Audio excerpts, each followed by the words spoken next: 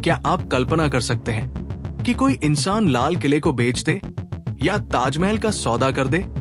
और क्या आप यकीन करेंगे कि उसी शख्स ने भारत की संसद को भी विदेशी हाथों में नीलाम कर दिया था, वो भी तब जब संसद के अंदर तमाम सांसद मौजूद थे।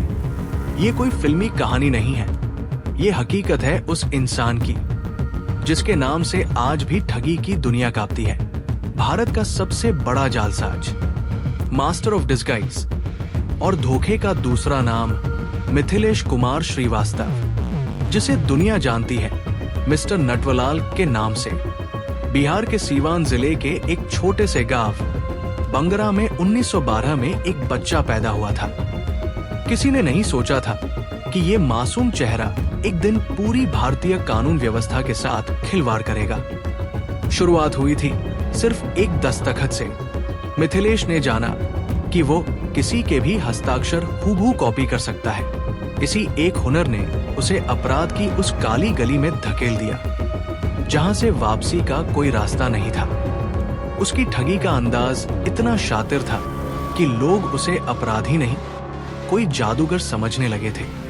उसने 1-2 बार नहीं बल्कि 3 बार ताजमहल बेचा, 2 बार लाल किला बेचा और 1 बार तो उसने राष्ट्रपति भवन का ही सौदा कर डाला। हद तो तब हो गई जब उसने भारत की संसद को ही बेच दिया।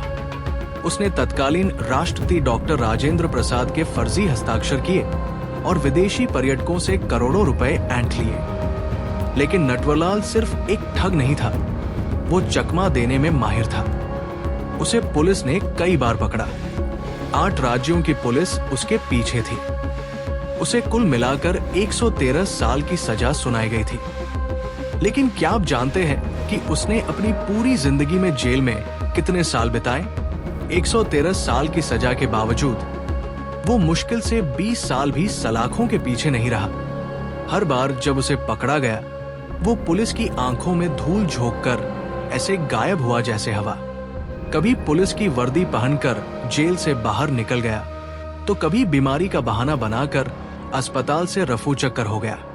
उसकी सबसे रहस्यमयी फरारी हुई साल 1996 में, 84 साल की उम्र में, जब वो व्हीलचेयर पर था और पुलिस उसे दिल्ली के एम्स अस्पताल ले जा रही थी।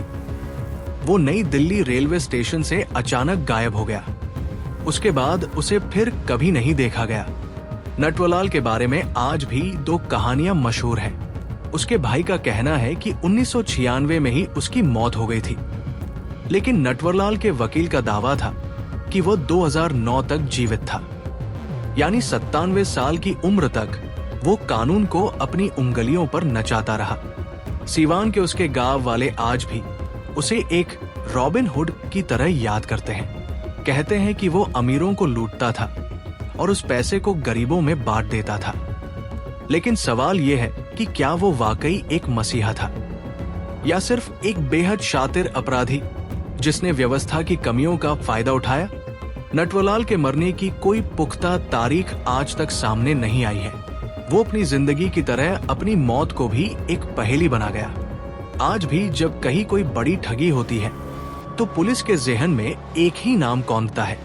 हो सकता है कि आज भी वो कहीं किसी नए चेहरे, किसी नए नाम और किसी नई पहचान के साथ हमारे बीच ही मौजूद हो।